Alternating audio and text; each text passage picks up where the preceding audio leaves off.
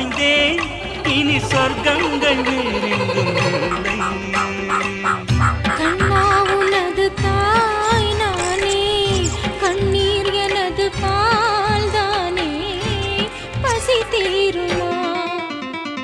செவ்வந்தியே நில்லு நில்லு, சேதி என்ன சொல்லு சொல்லு.